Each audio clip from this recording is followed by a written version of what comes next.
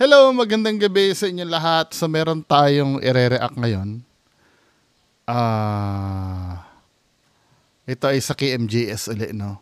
Ito yung sinasabi nila na yung umiihi at sumusuka ng bulate at palaka daw. Uy, malupit yun Panoorin nga natin to. May babae sa Cavite na pinaghihinalaang kinulam. Umiihi daw kasi ito at nagsusuka ng bulate pati ng palaka. Di ba barang yun? Di ba yun ang difference ng barang at kulam? Educate nyo ako baka mali ako. Pagkakaalam ko kasi ang kulam yung may sakit-sakit. Ang barang yung may lumalabas na mga insekto, di ba? Tama ba ako?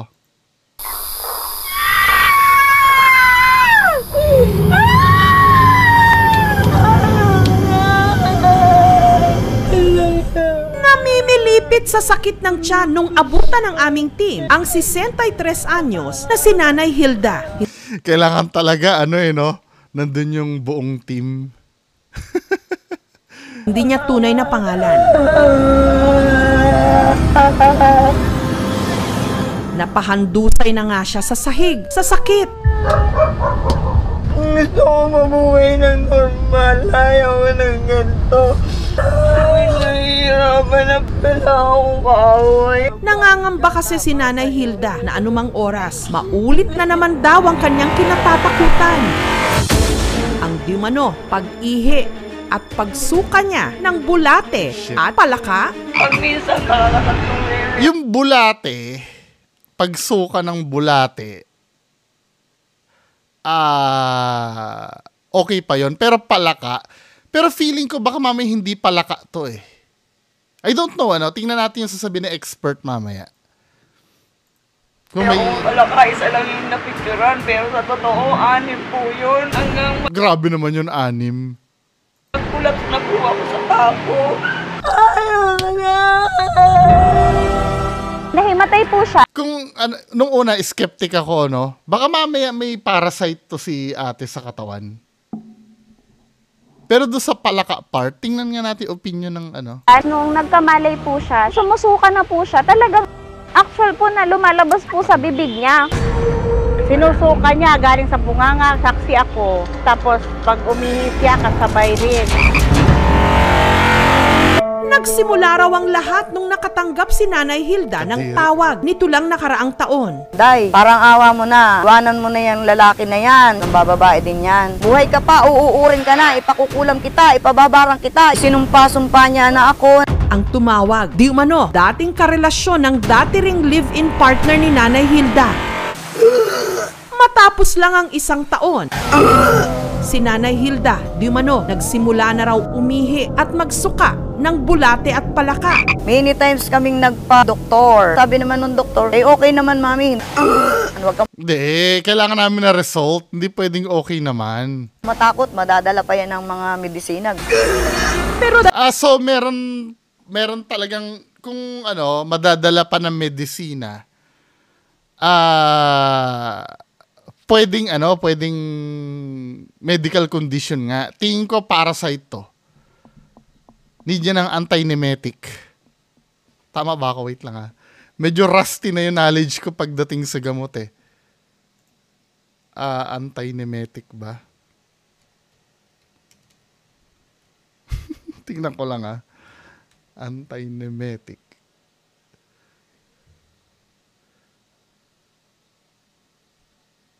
Hindi, ang emetic kasi vomiting Hindi, nemetic yata. Wait lang Anong ang tawag sa pampurga?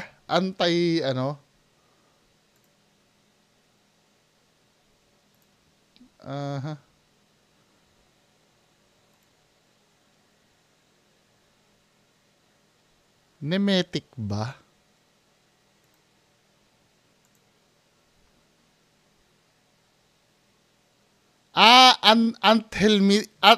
Anthelmintic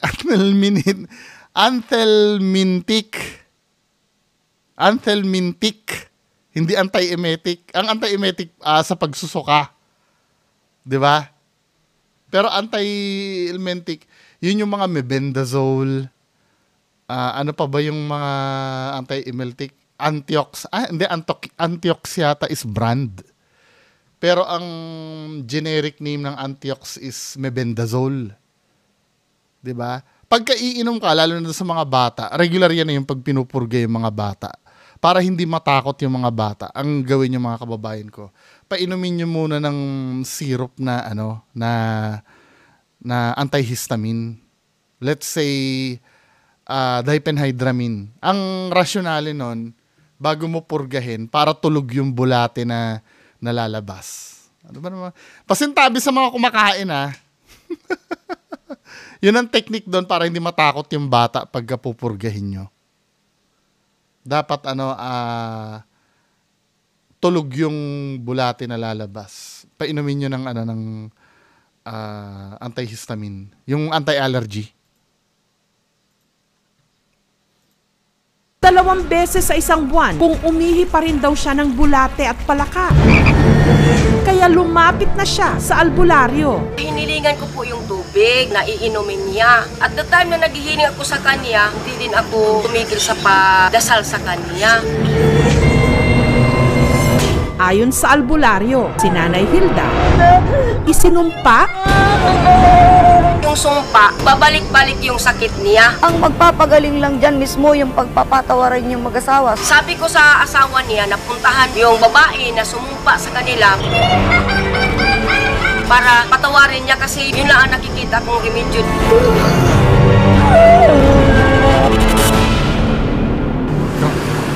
Tinunto ng aming team ang dating kinakasama ni Nanay Hilda, si John. Hindi niya tunay na pangalan. Bigla siyang nagsisigaw doon sa kanyang kubo. Pumunta kami doon. Ito ang unang iniisip ko, set up. Pero kung set up man yun, dapat pa isa-isang bulate lang, isang palaka. 'Di ba? Actually, hindi ko pa nga alam kung palaka talaga yung yung lumabas 'Di ba? Kung yun ay pa isa-isang bulate at pa isa-isang palaka, pwedeng set up lang yun. Pero ang daming bulate, Nakita namin na nakaupo siya sa palanggana tapos nakakita kami ng palaka na dalawa. Nakita ko na may isa pang lumabas sa ari niya. Hindi lang po ako nakiusap sa kanya. Kahit itong magagamot, patawaran lang ang gamot niyan, kuya. Parang awa mo na, biktima lang si ate. Pinatutuhanan talaga niya ng may gawa, yung dati kong asawa. Kagabi ko lang kinausap yun. Hindi niya ginagawa yung ganong ang kukulam. Paano papasok doon sa katawan yung palaka? Kakainin? Sariling isipan na lang natin yun Hindi naman natin nakikita Siguro, mayroon. Doon niya nakuha sa may kangkungan. Uy, pwede, Baka mamaya may parasite. Para naman saan po para gawin ni nanay yun? Nakita ko pa talaga na sumusuka siya. Ang paraan lang daw para maputo lang sumpa ang Feeling ko talaga, malay mo meron naman talagang ganyan. Pero tingnan nga natin, napacheck up ba to sa mga doktor? Tingnan nga uwiin natin. ito ng hinihinala Feeling ni ko Nanay Hilda na parasite gumawa to nito sa kanya. Kaya lumapit din si Nanay Hilda sa isang faith healer Ba yan? kung saan sa kalagitnaan ng orasyon, Magandang gabi po, maestro. nag-iba ang kanyang boses. Hindi po Patay ako tayo ba? dyan. Pag mga ganyan-ganyan na mga maestro na yan.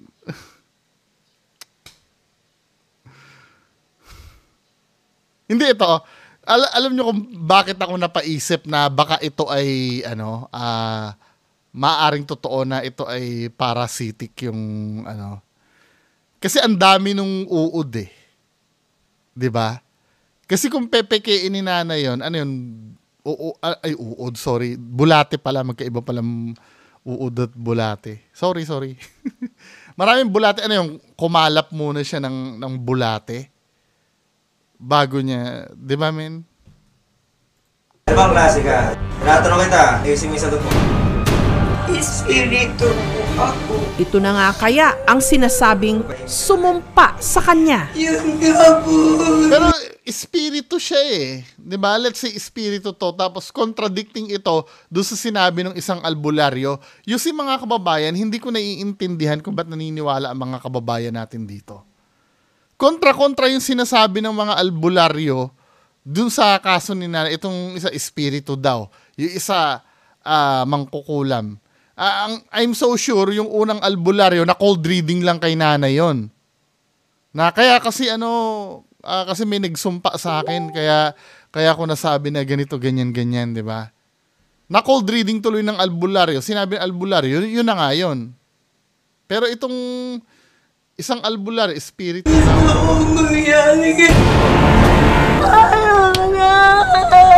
5 buwan na raw sumasakit ang tiyan ni Nanay Hilda. Hindi niya tunay na pangalan. Dahil daw sa iniihi at isinusukan niyang bulate at palaka, si Nanay Hilda raw kasi, di umano, isinumpa. Buhay ka pa, uuurin ka na, ipakukulam kita, ipababarang kita. Kaya humihingi na rin siya ng tulong sa faith healer. Tatawagin natin yung entity, maybe isang mangkukulam, isang mambabarang, o demonyo.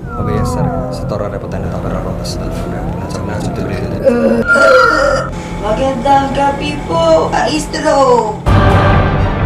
Ano bang klase ka? Natanong kita. Sa akin. Espiritu po ako, hindi po ako ba? Ano yung rason bakit may ihi ng bula-bulate yan? Meron pong nagalit. Pero hindi raw ito ang di umano sumumpa kay Nanay Hilda. Iba na naman. Tinuro na naman siya sa Hingi pa din tayo ng tulong para matapos na dahil pagod din po ako. Bago ka lumabas dito. Teka, bakit Gayunpaman, napapagod yung binigyan ng espiritu? faith healer si Nanay Hilda ng medalyon para di umano maputol ang sinasabing sumpa. May resolution tayo kapag patawad na kayo. Nagkaroon na ng katugunan yung matagal ko nang tinatanong. Pero posible nga bang ang bulate at palaka maisuka o maiihi ng tao? Posible naman yung may suka. Si Nanay Hilda sumailalim sa fecalysis at urinalysis. Ang kanyang ihi at dumi isinumite sa laboratorio para mapag-aralan. Ina-expect sana natin na yung RBC mataas. Yung sa kanya hindi. Kung sa sign lang din naman ng worm or parasite, wala akong makita sign dun sa urinalysis. Punta naman tayo sa fecalysis niya. Ang ina-expect natin is makakakita tayo ng ova or parasite mismo. Negative. Dito Negative pa rin sa parasite. rin natuklasan na si Nanay Hilda may impeksyon sa daanan ng ihi. Treat natin yung urinary tract infection. Sinagot na rin po ng aming programa ang inireseta sa kanyang gamot. Ipinakonsulta din namin siya sa isang psychologist. Tawag namin dito ay hallucination. Kaso nga lang, makikita natin na yung tao kasi na nagkakademensya, bumabalik nga siya. So, may demensya!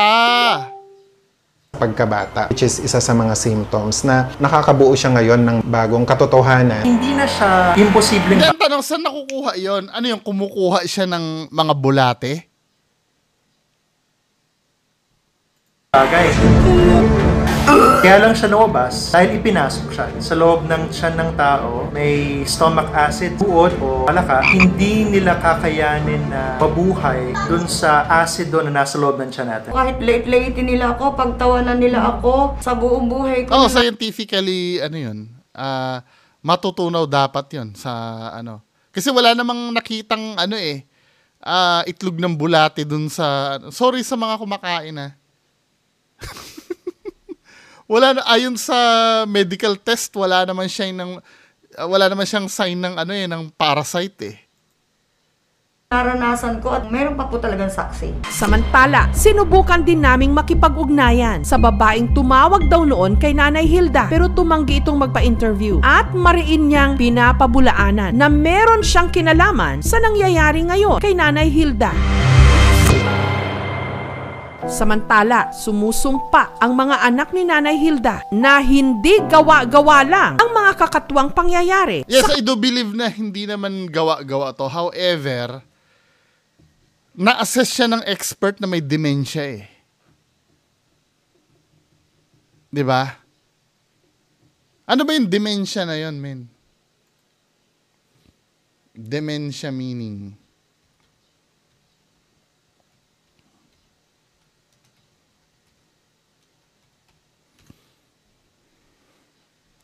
Yun yung mga hindi malabo sa na-clear yung katawan niya ng doktor. Then ang na-mention lang, ang pinaka-clue lang natin yung dementia. Kasi pwede naman mangyari, 'di ba? Parang nagkakaroon siya ng sariling mundo niya. Halimbawa, nasa labas, may mga sinusubo-subo siya na kung ano-ano. Ang tanong, ilang beses bang nangyari yun? Baka mamaya kasi isang beses lang naman nangyari yun.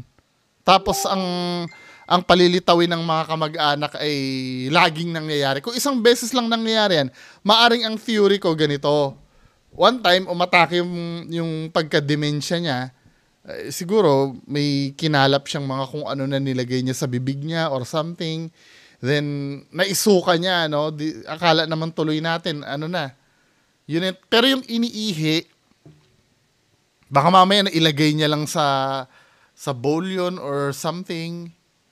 Basta dementia is not a specific disease but rather a general term for declining cognitive abilities of remembering, thinking, or making decisions that interferes with doing everyday activities. Diba? Ayan binasa ko yung meaning ng dementia. Na-mention yung dementia At hindi naman kasalanan ni nanay yun if ever naman na ganun yung nangyari. Maaring, tutuloy ko yung sinabi ko, ngayon lang kasi nag-load Mabagal kasi internet ko Ngayon lang nag-load. Ang sasabihin ko lang, yun nga, maaring siguro sa di niya namamalaya, nasa kabilang mundo siya, ng state of mind niya, biglang may mga ginagawa siya na hindi nasusubaybayan. Then pag bumalik na siya sa medyo tamang katinoan niya, mailalabas niya yung mga yung mga in-intake niya, 'di ba? Tapos yung may palaka na nakita. Kasi unang-una iisa lang yung picture Hindi naman parang hindi na naulit Once lang na nangyari 'Di ba? Tapos, di ba, gumana yung placebo effect? Nung binigyan siya ng medalyon, parang gumaling na siya. Placebo yun Hindi, bahala kayo kung feeling nyo naman na totoo yun nangyari. Sige, bahala kayo. Pero ako, hindi. Hindi ako naniniwala. I'm so sorry. Scientifically impossible Pero kung naniniwala kayo, katulad ng sinasabi ko, di go lang. Pero ako doon naniniwala. Next video. Ang video na to ay sabi, triplet sa Bulacan, pare-pareho raw na nililigawan ng maligno. May manliligaw na maligno pala Tingnan nga natin to. At Jillian, nagkakasundo sa damit, style ng buhok, at hilig sa pagtitiktok. Pero pagdating sa love life, break na tayo! May kanya-kanya silang drama. Si Jillian daw ang mas ligawin. Kasi po, ako po yung pinakamaganda sa aming tatlo. Napapasanaan na lang po talaga ako. Ay, saan ba yan? Minsan namang may nagkagusto raw kay Geraldine. Yun nga lang, minsan po, pag nag-break po kami ng jowa namin ni Jill, lumilipat po kay ate. Ay! Ano yan? Hindi ko na po pinapatulan kasi hindi naman po kami talo-talo. Habang si Glyza naman, walang jowa. Pero tila may susubok daw sa relasyon ng magkakapatid ngayon. Dahil may iisang nilalang na nangangahas na sabay-sabay daw silang ligawan. Sa akin po unang nagparamdam. Sa akin din po nagparamdam. Nagpaparamdam din po sa akin. Iisa lang po kasi yung mukha namin. Imbes na ako po yung nililigawan, nalilipat po sa kanila. Kapag po nagkwento sa akin yung isa, nagpaparamdam na din po sa akin. Same na nagpaparamdam sa kanila. Bata pa na itong mga... Nga lang ang sinasabing manliligaw, never pa raw sa kanilang nagpapakita. Panay lang daw ang pagpaparamdam. May nagbabasweet po. Ate, narinig niyo ba yun? Pero alam nyo, yung sut-sut na yan, nung nasa province ako, nasa Mindoro kami, doon sa rest house namin sa Rizal before, naaalala ko noon, kasi nung ginagawa pa yung bahay so ang banyo namin, lalabas ka muna ng bahay, parang portalet yung banyo namin na ginagamit nung dati. Lalabas ka muna ng bahay, ano. Bali totally parang ano yun, naalala niyo yung Black Lady House, parang ganoon sa paligid, puro puno. Ganon yung rest house namin dati sa Rizal, sa Occidental Mindoro.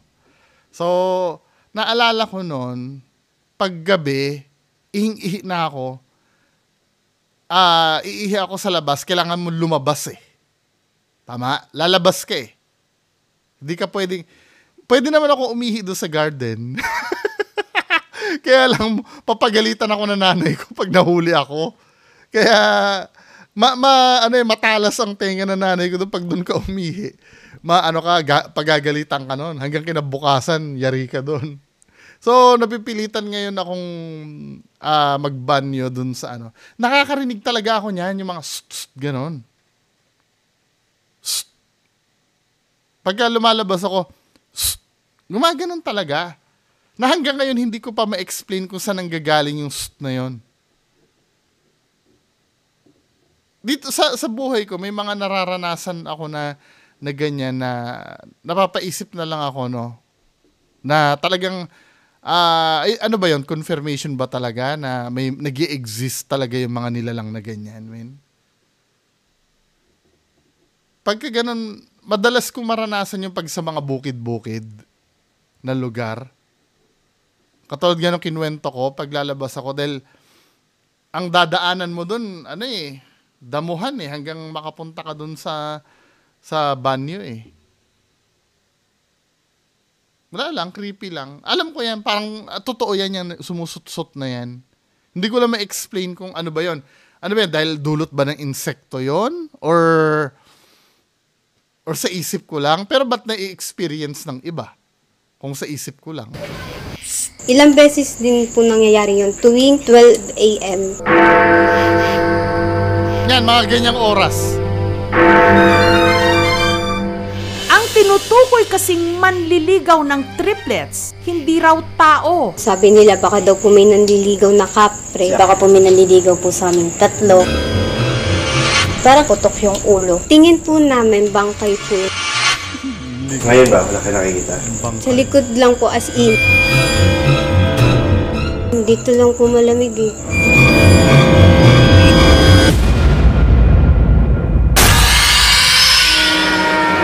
Hindi na raw sila nagtataka kung balot ng katatakutan ang kanilang tirahan.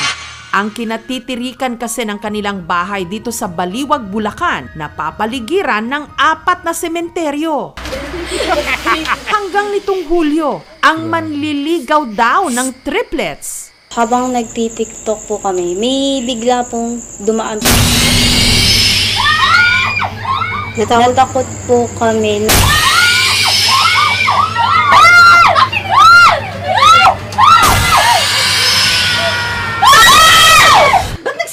Kayo. 2 to 3 a.m. Halos gabi-gabi po yun na nagpaparamdam sa akin yung itim. Ano yung na anino. Nakatingin lang po sa akin habang nakahiga po ako. Yung picture lang tayo, picture. Ang pangalawa sa triplets na call daw si Glyza sa kanilang tita Christina. Nagkakabiroan na kami, habi ko. May tao baka ako doon sa taas nyo. Saan? Tumingin po ako.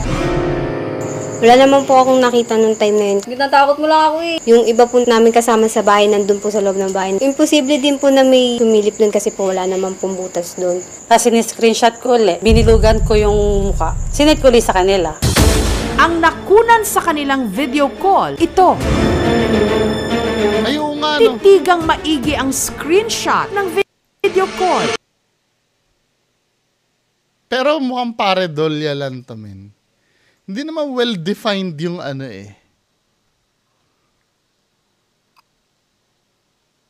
Mukhang paredolya lang to.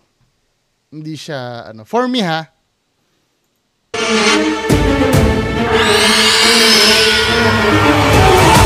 Parang totoo kasi wala naman kasing susutan ng ulo niyan dahil kasi nasa biga ng pader, walang lulusutan eh. Walang bintana eh. Walang bintana eh.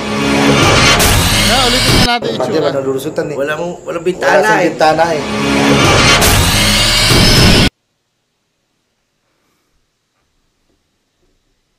Feeling ko paredol, hindi naman, kung titingnan mo, hindi naman talaga siya mukhang mukha eh. Diba? Dapat i-replicate nila yan. Tingnan nila. Parang bangkay siya kasi wala rin yung mata niya. Lubog yung mata niya. Pero mo, dyan sa na-capture lang na yan, biglang naging manliligaw na yan. Diba, kita mo yung evolution nung istorya nila dahil ang na-capture sa video yung ganyan, naging manliligaw na. Susunod, ang di manoy kakatwang manliligaw ng triplets na sina Geraldine, Glyza at Jillian nakunan habang sila'y nagve-video call. Parang bangkay. Ano ang nakunan nila? Kinilabutan po ako nung time na yun. Paredol yan lang hindi to. siya edited. At sa kalagitnaan ng paranormal investigation, si Ma'am Ana de la Cruz. Ay. Dito siya. Siyempre, nakita na ni Ma'am Ana de la Cruz eh. humanda na dahil may nakakakilabot na aakyat ng ligaw. Feel mo lang kung ano yung mararamdaman mo. Hahaplos lang daw siya sa buhok mo. Ikilabutan ako. Pwede daw ba siyang humaplos? Natatakot yung bata, men eh. Siyempre, kung ano-ano na marami. Dito siya ha. Susunod na. Forward natin. Isa at Jillian. Feeling ko po talaga parang may nanliligaw din po sa akin. Baka yung dating nagpaparamdam sa akin. Pero habang ini-interview namin si Herceline, ang ina ng triplets. Kanina pa po may parang... Grabe. Wala yun. Grabe po. May bumubulong po. Ikilabutan ako. Eh po, tingnan niyo po. Dito po sa side dito. Para po nakatingin sa atin. Sa hiling na rin ang magkakapatid, inimbitahan namin ang psychic na si Ana. Dito siya. Huwag kang matakot. Hindi kayo aanin. Ito lang siya, ito lang. Hindi to espiritu. Elemento to. Kapre. Namamangha. Laging kapre na. Laging kapre yung inaano niya, tinuturo niya ni Ma'am Ana de la Cruz. Puro kapre. Pansinin niyo mga ibang nareakan ko, kapre din. Laging kapre yung inaano niya, pati doon sa Clark Abandoned Hospital. Kapre. Pati doon sa may hospital din sa Pampanga, kapre din. Siya, sa inyong tatlo. Hindi niyo malaman kung sino sa inyong tatlo yung nagugustuhan niya. Walang something na nararamdaman ka sa maselang bahagi mo. Wala naman. Wag mo nang nagko-cold reading, tinatanong, wala ka bang nararamdaman sa maselang bahagi mo? Para pag sinabi ng bata na, oo, meron, ayan na yun, di ba? Pero wala eh. Kino-cold reading ni Ma'am Ana de la Cruz. Kasi pag nangyari yon at may naamoy kang something na maselan sa bahagi mo, may ginagawa ng hindi maganda. Huwag kang mag-alala, kakausapin ko mabait. Bata pa eh. Batang kapre. Ano napipili? Mabigat po yung pakiramdam ko. Pwede daw ba siyang humaplos? Parang pamamaalam lang. Ano? Wala na psychological priming mo na kaya may mararamdaman na. Dito siya ha. Natakot po ako nung una, pero nung nalaman ko po lahat, totoo naman po lahat yung sinabi niya. Sana po, kung pwede, tigilan na niya kami. Ang gusto ko po sana mangyari, mapaalis po. Sa tingin ko, hindi naman siya edited, curated. Nagkataon lang na may image na na-produce, kumbaga out of the imaginary mind ng mga nakakita. Yes. Normal lang ito, lalo na sa blurry or foggy scenario, nagkakaroon lang siya ng images. Depende on how creative your mind thinks. Oo, ano naman yun, paredolya lang yun. Hindi yun kasi kung titingnan mo yung image, hindi naman talaga. Actually, kung hindi mo nga sasabihin mukhang tao yan, hindi mo na maiisipin na mukhang tao yan eh. Diba? Depende sa ididikta ng isip mo. Parang ano lang eh, paano mo nasabing tao yan? Dahil ito yung mata, lubog, nasaan na yung kabilang mata? Wala. 'Di ba? Ako nga, bibigyan ko kayo ng ng sasuggestan ko ng ang isip nyo. Feeling ko nga mukhang astronaut to eh. Astronaut to na sumilip eh. Tignan niyo yung astronaut Kung tatangkain kong mabago yung mabago yung isipan nyo. Maghahanap ako ng picture ng astronaut dito. Yan, Ito. Tingin ko mukhang ganito. Ibabad nyo yung mata nyo dyan, ng 5 seconds. Ramdamin nyo kung ano yung itsura nito. 1001, 1002, 1003, 1004, 1007. 'Di ba? Kuhang-kuha nyo na ba itsura ng astronaut? 'Di ba? Mukha siyang astronaut, 'di ba? Ngayon lipat tayo dito sa dito sa picture na 'to. Mukha siyang astronaut, 'di ba? Ito yung helmet, ito yung visor, ito yung katawan niya na nakasilip na gano'n, 'di ba? Men, depende yan sa iisipin nyo. Mga kababayan ko. Anyway, for me, wala to. I'm so sorry. Ngayon, kung maniniwala kayo dyan, maniwala kayo, wala namang problem sa akin. Basta, hindi nyo pwedeng pigilan kung ano yung tingin ko, kung ano yan. So, yun lang po. Maraming salamat. Bye-bye.